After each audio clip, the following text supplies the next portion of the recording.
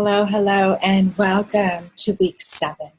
Week 7 is all about self-regulation, and it basically encompasses everything we've been learning, applying, and growing into up until now. So without further ado, I want to jump real quick into just a quick overview of last week. And last week was about quantum versus linear. Quantum is stepping out into the unknown and energies that we don't limit or constrict with our thinking or our judgment of what they are, but literally allowing the universe to unfold for us what's at our best behalf. And lineal is finite thinking. It's stepping into a thought or a process of thinking that limits us in all that we are. And it starts with things like judgment. It starts with our thoughts about lack or limitation. Well, I don't do well in large groups. I'm not comfortable in social settings. When we put forth these words, we're asking the universe to show up and model for us just what we're speaking. So quantum is letting go of the limited thinking and really beginning to step out into the unknown. That thought, that belief came from the past and our preconceived thoughts and notions about what had happened in the past. But moving forward, we're stepping into a whole new arena. We're stepping into a whole new becoming of who we are and what we're able to co-create in our reality. So last week was about letting go of judgment, and it was simply releasing, letting go of the chokehold or the firm attachment we have to judgment about someone else, how they're showing up in our reality, or even about ourselves. Judgment about ourselves where we limit ourselves, where we don't allow ourselves to grow and become and step into that quantumness of all that we're becoming. And it was all about harnessing and embracing this beauty of forgiveness. Forgiveness was releasing the thought, the opinion of something, someone, some action, some behavior, some event, some circumstance, whether the past or the present. And I did invite you to go back and look for all areas of forgiveness work that you need to embrace. Because if we're still holding on to a judgment today, that permeation, that impression that we've put forth into our emotional aspect of ourselves is still showing up for us in our reality every day in every way. Just new people, new situations, new circumstances, new timestamps, right? It's still the same emotion, but coming forth to show us and model for us and give feedback to us on how we have work to do in this area. So the true glory and joy of last week was all about finding the power, finding the energy that came into your sense of being as you began to let go, as you began to release your hold on that opinion, that judgment of another or self or situation. And the freedom, the free-flowing energy of love and all that you are that comes forth when you embrace forgiveness. When you forgive yourself, you actually allow yourself to rise, to spiral up into higher levels of consciousness, to feel an abundance of energy and to feel that joy as it radiates through you. So take a moment, let's get centered. We're going to dive deep into a new lesson today, and it's all about self-regulation. I have a slideshow to take you through as I present this lesson to you. I'm going to leave you with some life work and 8 different ways that you can begin to embrace different aspects of your reality and your living in your life in a new way to really supercharge and envelop this self-regulation more deeply within a process that you already own. I'm going to show you 2 ways that you already are self-regulated. Every lesson up until now has helped you along the way to self-regulation. There's a reason I didn't introduce this first. I first wanted to introduce you to who you were, into that knowing of all that you are. And I wanted to introduce you into anchoring in to that inner power that lives, moves, and has its being within. I wanted to introduce you to love and the power of love, and how love radiates from us day in and day out. If it's not, we're blocking it by something we're thinking or feeling. But it is our most natural aspect of self. And then I wanted to show you how feedback is always there. It's always there guiding our day, showing us how to improve, how to realign, how to. And I showed you how to increase your sense of deserving, to really fall deep into all that you are, knowing your potential, your power. And then we talked about intention and how intention sets the groundwork for everything. This week's intention is all about learning to harness our own inner ability to self-regulate through all situations, all circumstances. Nothing is too difficult. Nothing cannot be mastered. And we're going to move forward in this. Last week set a big, huge, powerful component of putting this week into power. So center in, put your feet flat on the floor, and breathe. Bring your awareness to your breath.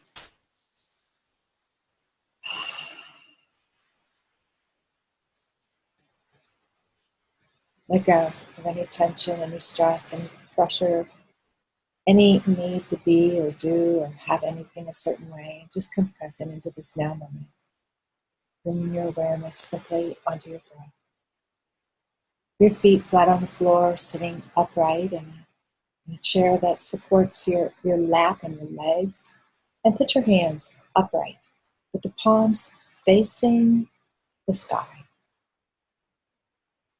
And as you breathe, just bring your attention to the energy of life that's filling your every breath, that's energizing your inner being. Become aware of the energy moving within your system. There's a power greater than you that moves and lives and has its being in you. It operates your body. If you cut the skin, your largest organ, this inner operating system, this infinite intelligence goes to work to begin to coagulate blood, to stop the flow, to stop the bleed, and to begin the healing. It begins to bring forth what's necessary to eliminate bacteria, to trap it, to contain it, and to begin healing right then, right there, without knowing, without your effort. You have a feedback system within you that gives you feedback every moment of every day. This energy that lives and moves and breathes within each human being is here to guide us, to empower us, to strengthen us, to support us on our journey. Allow that energy right now to begin to amplify within you. Tune into it.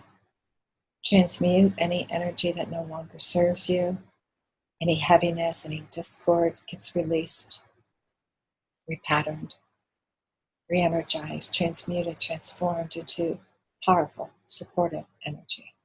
Supports your journey. Bring awareness to the palms of your hands and feel this energy as it moves in you. Bring your awareness to the soles of your feet. Notice the energy all the way down to the tips of your toes, the top of your head. It moves in you always. It's always present. It's always here.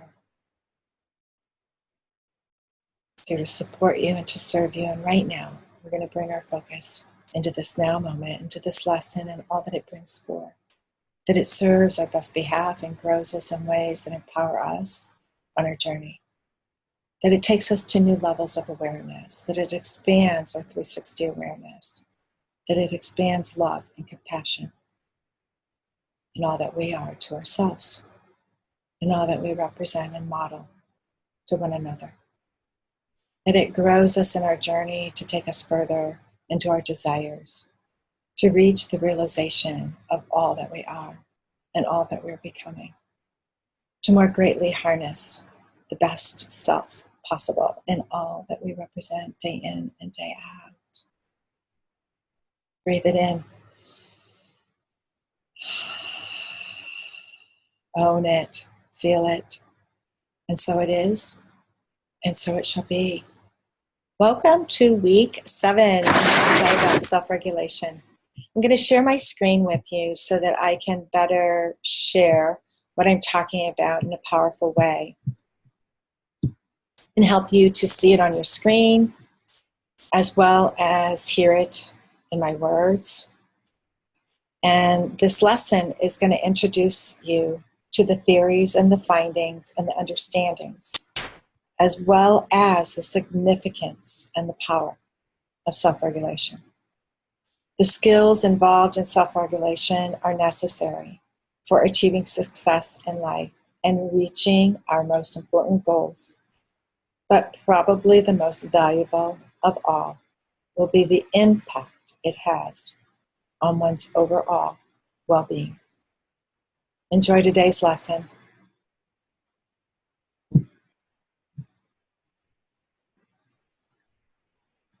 And may this week's life work take you to a deeper knowing into your own ability to self-regulate and to create the life that you truly love and desire. We're going to start with what is self-regulation. It is literally the control of oneself by oneself. Your ability to control yourself, to regulate yourself, all by yourself, without any outside stimulus, tools, tricks, all by yourself, within. You have this power to self-regulate. Not maybe, for certain we all do, right? So there are 2 types of self-regulation, behavioral and emotional. Both of them are required to begin to really master self-regulation. Behavioral self-regulation is the ability to act in your long-term best interest, consistent with your deepest core values. And I'm going to be inviting you as part of the life work this week to tap into and recognize and write down your 5 core values. You might have more than 5, but I want you to come up with 5 core values. Values that motivate your entire life. They represent who you are, what you stand for, what your beliefs in, really deeply. So behavioral self-regulation is your own ability to act in your best interest, consistent with and in alignment with your core values. This is what literally allows us to feel one way, but act in another. And I know you know what I mean here. We've all been here where we've had an inner feeling of something within us, but acted, behaved in a different way. We may have had judgment against our boss or a coworker and wanted to lash out, but instead kept quiet. We may have really not wanted to do what our partner wanted to do, but gave in to their desires out of an act of love and compassion. So it's this ability, as behavioral self-regulation allows us to feel one way, but act in another. And this is really good to know coming forward in the very beginning. Emotional self-regulation is equally important. And an emotional self-regulation involves control of, or at least influence over, our emotions. While I will be inviting you to have control over emotions, and that requires you to observe your emotion and not let your emotion have you. We all have emotions. Emotions are a part of life, and they won't We're never going to want to disown our emotions or ignore them. We want to embrace them. We want to fully feel them. But we want to have emotions and have control over them and not let the emotion have us and be controlling us. When we let the emotion have us and control us, we're out of control. We've lowered our vibration, and we have no self-control, no self-regulation, no ability to maneuver through our life in a favorable fashion when we allow anything to power over us. So I'm going to take you a little bit further into the 4 components of the self-regulation theory. And this is based on some work that Dale Baumeister did in 2007. He said that there are really 4 components to self-regulation theory. One is our standards of desired behavior. We each have what we call our standards, right? There's also a collective standards that we sort of base our standards off of, but we're really talking here more deeply on the standards of our desired behavior. And I'm not talking about others, just our own and how we behave. The second one is motivation, is literally our motivation to meet our own standards, right?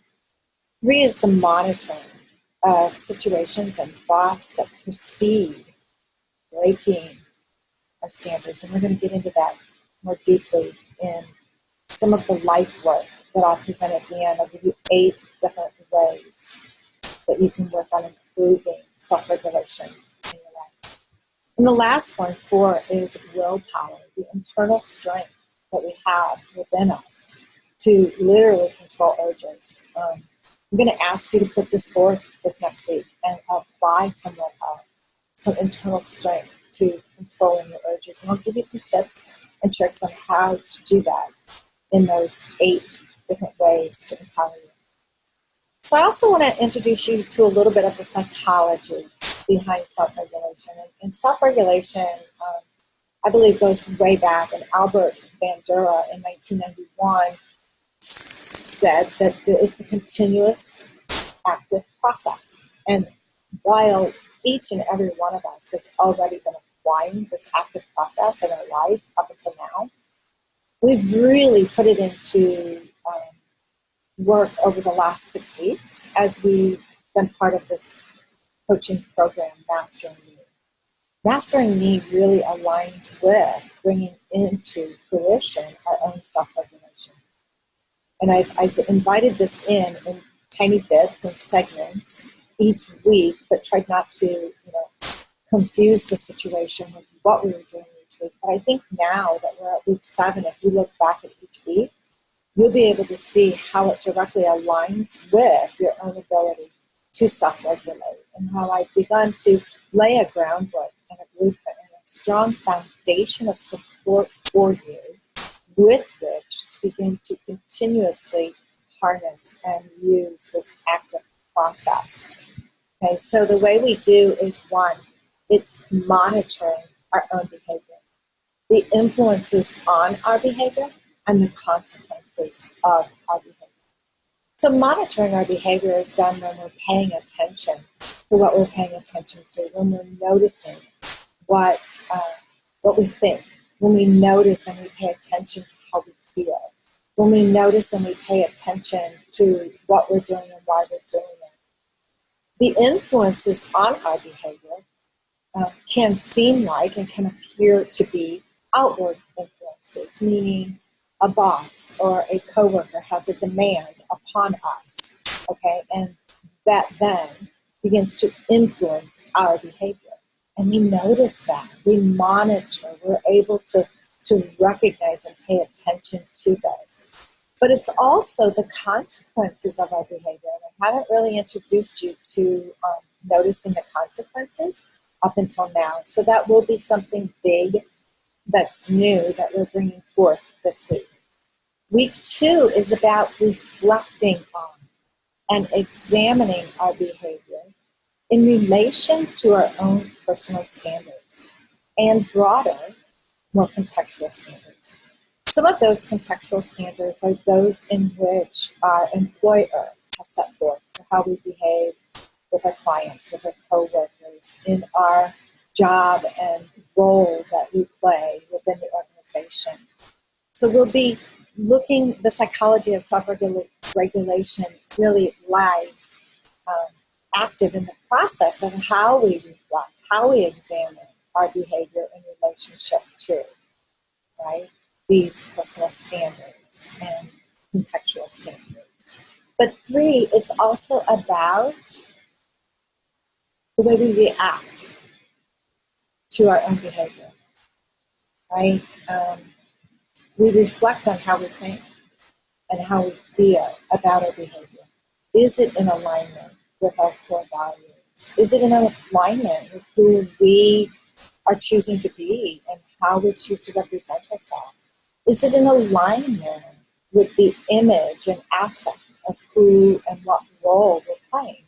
Whether that role is a partner in a deeply intimate and committed relationship, whether that role is an employee, whether that role is a coach, a counselor, whether that role is a parent, a leader, a director, a supervisor, whatever that role is for you, look at your reaction to your own behavior. Is it in alignment? Reflect on what we think and how we feel, and our ability to shift them into a different way, to adjust and continually self-regulate along the way. Bandura also notes that self-efficacy plays a huge role in this process, as it exerts its influence on our thoughts, our feelings, motivation, and action. So what is self-efficacy? Self-efficacy is the belief that we have, each one of us, in our own ability, specifically our ability to meet the challenges ahead of us and complete a task successfully. It's our own belief in our ability to succeed. It's our own belief in ourselves that we can do what we set our mind to do. It's our own belief in ourselves that we can change, that we can mold and model ourselves into all that we choose to be. It's that belief in ourselves that we can create a life we truly love, that when we are aligned with all that we want, it flows naturally into our life. Self-regulation is what makes self-control possible, or in many cases unnecessary. If you think just for a moment about self-control, it feels hard, it feels laborsome, it feels out of control at times, right? I know for myself, self-control is something I am continuously learning to master. I feel like at every level of my growth and progression in life, it's something I have to embrace all over again. But it starts to show up differently at every level of my awareness and every level of my growth.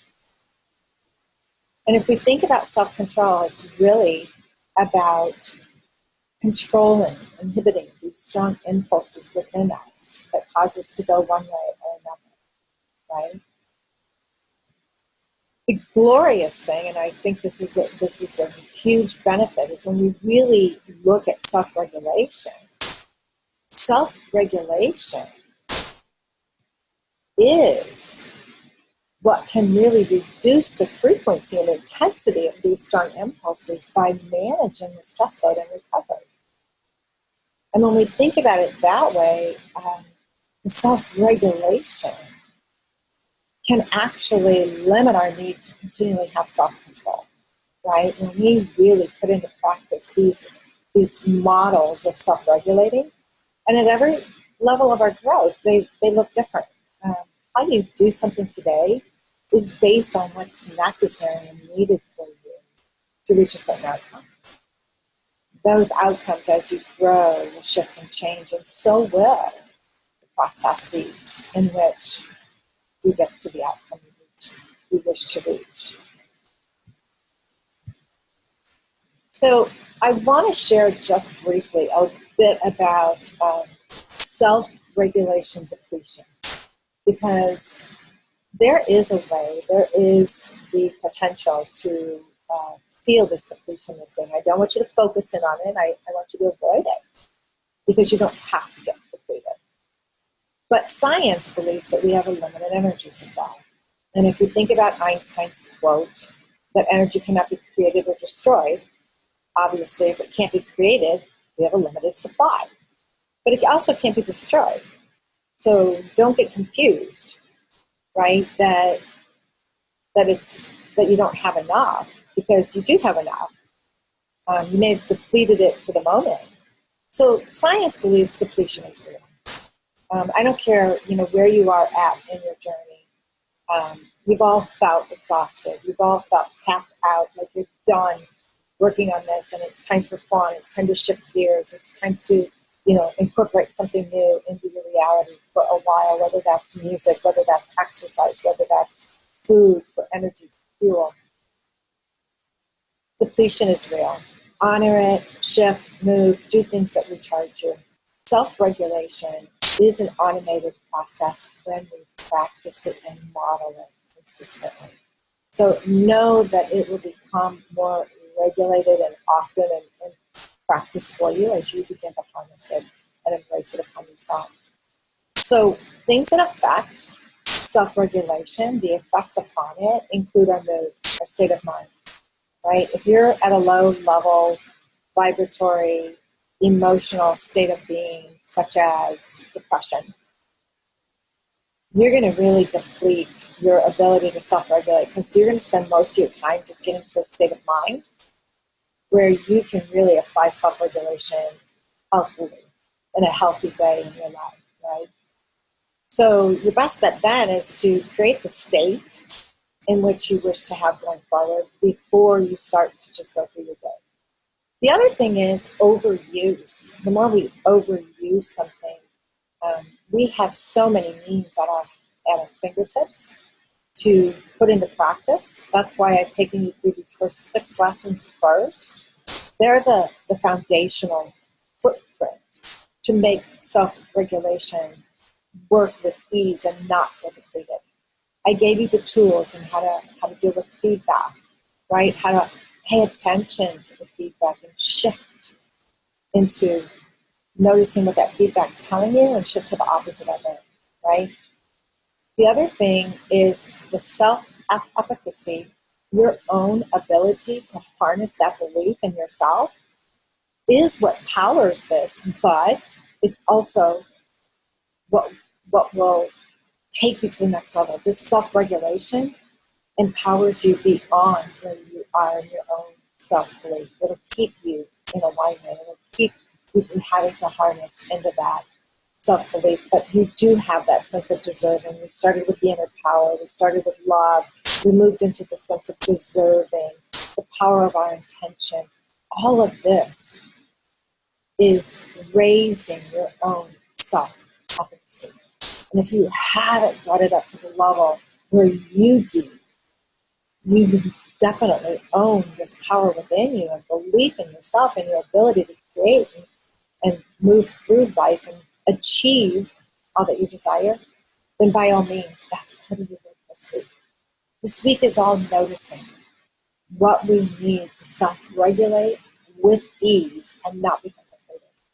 Stress is another thing that will deplete us quickly, whether that's outward stress that we perceive coming at us from outside forces, demands that bosses put upon us, time constraints that are outside our control, or whether they're inner stresses that we're creating within ourselves.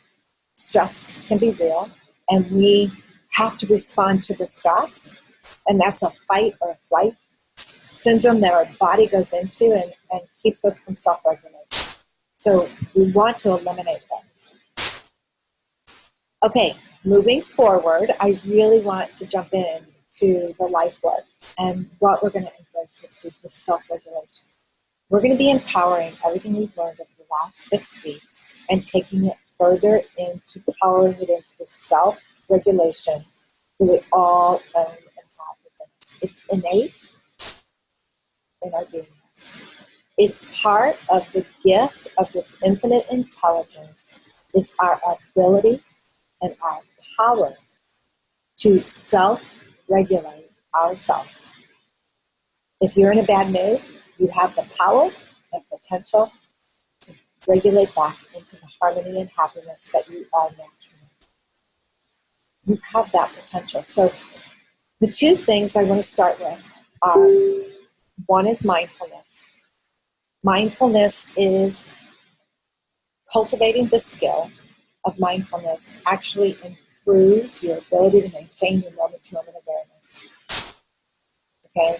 Your moment-to-moment awareness allows you to stay in tune to everything else and notice it as feedback. That's mindfulness. In the very beginning, I invited you into a practice of meditation. Part of your life work this week is to re-listen to the welcome video that I created. It's about 8 minutes long, and it tells you how to get the most out of this program. How to get the most out of this program. It starts with meditating. In the beginning, I said meditate 3 times a day for 5 minutes each. If you haven't doubled or tripled that by now in its time, then you're not applying the growth that mindfulness has to offer you. And I invite you to look at increasing your time, of how much time you spend in mindfulness.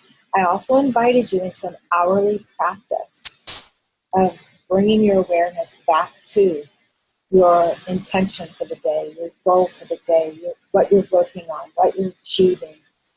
Creating that sense of mindfulness hourly and bringing yourself back to connecting, anchoring in whatever you're focusing in on. That's mindfulness. That's harnessing mindfulness and bringing it forward.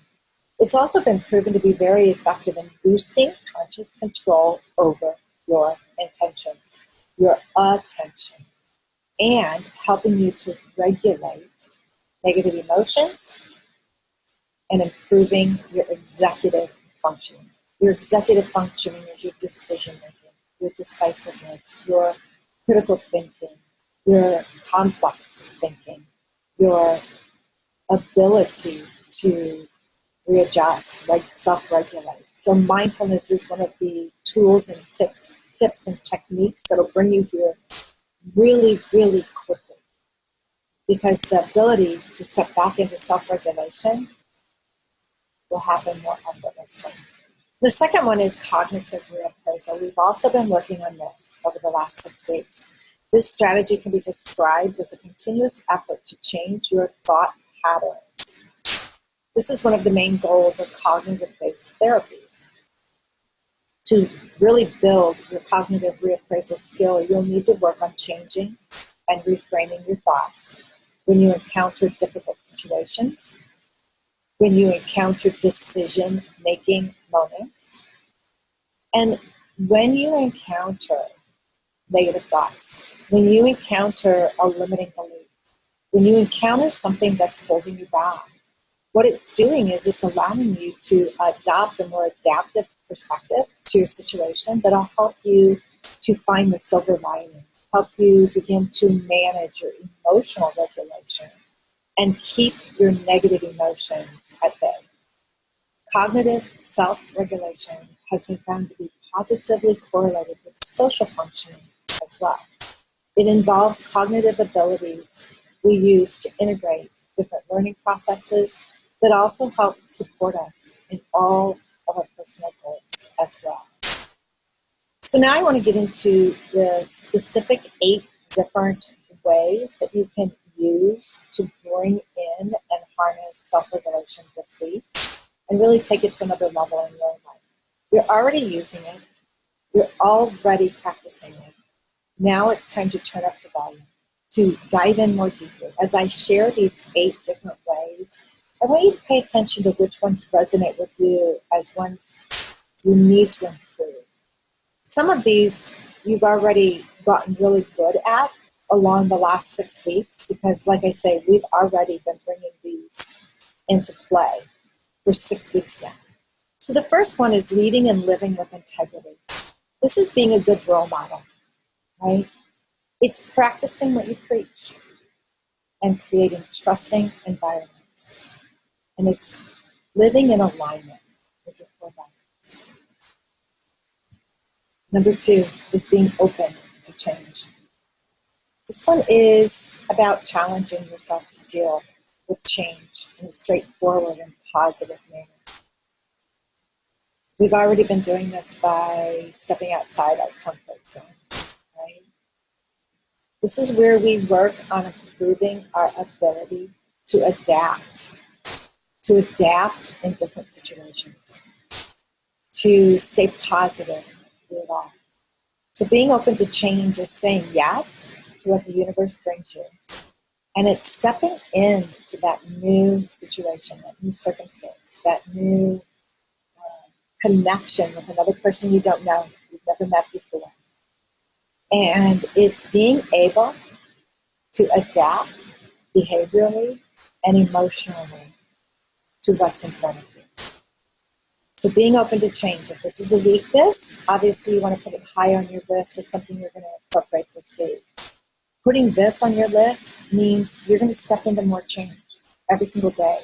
If you're not creating something new every single day, I'm going to invite you to turn it off. This whole course is about creating change. Change happens when we step outside our comfort zone, when we begin to embrace the unknown, when we begin to grow and become more of who we're here to become. Number 3 is identifying your triggers. And identifying your triggers is cultivating a sense of self-awareness. This is going to help you learn what your strengths and your weaknesses are. From here, when you notice your weaknesses and you notice what's triggering you, you'll begin to be able to notice that trigger and what triggers it, what emotion triggers it, and you'll be able to create a new habit to put into place every time you're triggered. So identifying the triggers are one thing, but figuring out and noticing what needs to come in place of it, what needs to take its place, right? How you can move through those triggers and create a different state of mind. The next one, number 4, is practicing self-discipline. Self-discipline is committing to taking the initiative. It's staying persistent in working towards your goals, even when it's the last thing you want to do. So taking the initiative is stepping outside your comfort zone again. It's doing things that your employer, that would help you in your job. It's doing things that will take you forward in your position, in your relationship with your team, with your coworkers, and with your employer, with your boss. Taking the initiative is doing things without being told. It's aligning with what you know is in your best interest and capacity to sharing with others and connecting. And it's doing it whether you really feel like it or not. It's stepping into self-discipline, acting on our best behalf, even when we don't feel like it. It's doing the laundry, even though we're tired after a long day of work. It's being present with our partner and listening intently without judgment. It's being present with our kids and connecting in an intimate and loving way, even though we're tired, even though we've had a tough day. So self-discipline is definitely part of this whole practice. Reframing negative thoughts. We've all been doing this already, right? That was the week of feedback. That was the week of feedback in a big, huge way. And it was a big part of last week in letting go of judgment and embracing forgiveness. Reframing negative thoughts is to work on your ability to take a step back from your own thoughts, feelings, emotions, to analyze them, to look at them, and to come up with a positive alternative. Many times this positive alternative is simply the opposite of what we think. So always owning that ability to reframe anything that we know and feel is negative, limiting, or holding us back. But to come across in the most positive form and fashion, not just for ourselves, but for the energy we bring forth to those loved ones that we're sharing our time and our energy and our space with. Because how we are inside isn't just affecting us. It has an impact on our loved ones and the people we share our presence with. Number 6 is keeping calm under pressure. Keeping calm under pressure is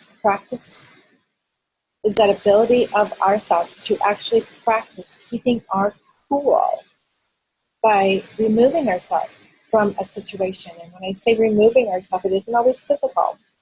We might remove ourselves mentally or emotionally. Maybe we're too mentally engaged in this and having our opinion heard loud and clear. Maybe we're too emotionally charged with this particular moment.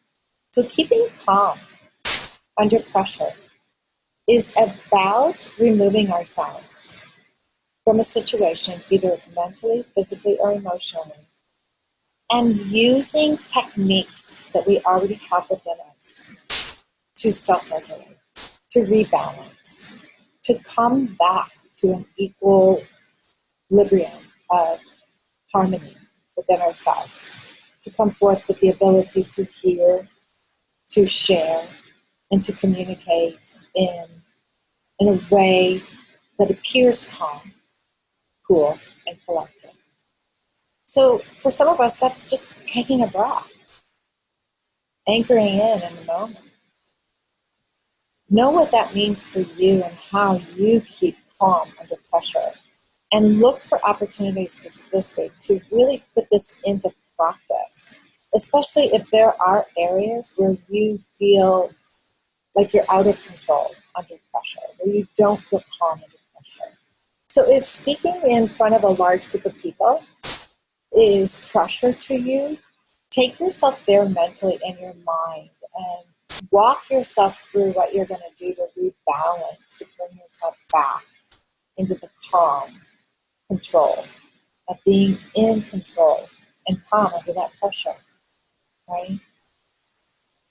The next one is consider the consequences. This is one I haven't introduced to us as of yet, so this one is going to be important that we all embrace fully this week. And considering the consequences. I did invite you to look at this in your goal worksheet. So if you've been filling out a goal worksheet or working in your planner, you know the consequences because they're the obstacles that are going to keep you from getting to your goal. But I'm going to ask you this week to really begin considering the consequences in the moment, not just when you fill out a goal worksheet. So considering consequences when you're faced with a strong temptation towards a negative thought or behavior, pause. Just pause for a moment. Just stop and think about the consequence, right? So this weekend, I really wanted to go rock climbing, and as I reached out to girlfriends to engage some friends to join me, I was easily manipulated and coerced to settle into the doom and gloom of the rainy day and do nothing, put my feet up, veg out in front of a movie, and devour the largest bag of popcorn I could. So I knew the consequences, but I didn't go there. I felt the need to align with other people and not hold my own stance. And in doing so, I didn't fully look at my consequences after that popcorn for sure. Because I ingested so much popcorn in the moment that whole night I felt so overly full, overly bloated, heavy, weighted down. And I woke up the next morning still feeling it. Like it did not leave me all day Sunday. So that feeling of fullness was a consequence to massively ingesting the largest bag of popcorn ever. So considering our consequences in the moment can generally realign us and allow us to self-regulate naturally, organically, back to practicing self-discipline. So consider your consequences this week. I don't care if it's how you respond to your partner or your children, or it's how you respond at work to your boss, your coworkers, consider your consequences. Because one shift, one small shift in how you change your behavior has a massive ripple effect along the way. The last one, partially in my mind, the biggest one is believing in yourself. This is that self-efficacy, this powerful inner power that you have within yourself, your own inner sense of deserving, coming from love, coming from all that you are. If you don't harness this one, work on this one this week. Harness this into all that you are. Know your inner self of deservingness.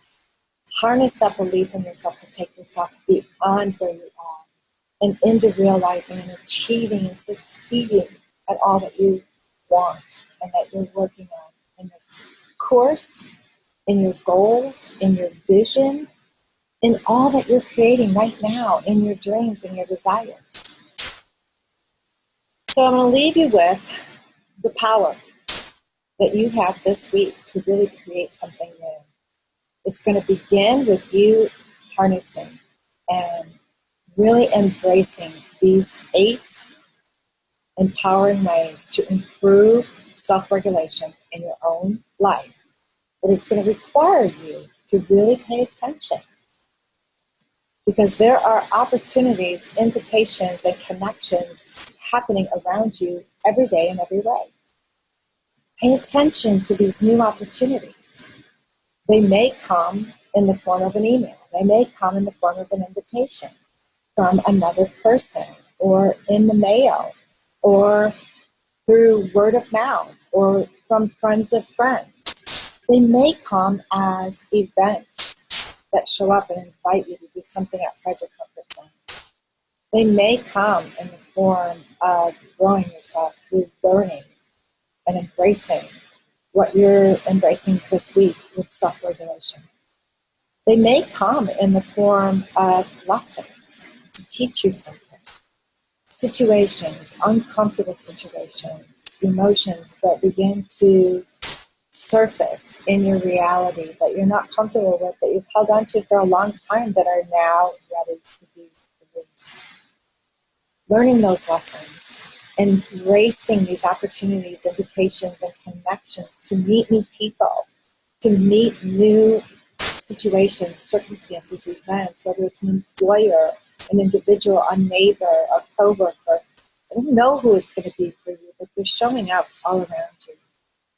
The infinite intelligence that lives and moves and breathes in each one of us brings forth this infinite power every day and every way. And we're either noticing it and saying yes to it, or we're resisting it and pushing it away. This isn't maybe, this is for real.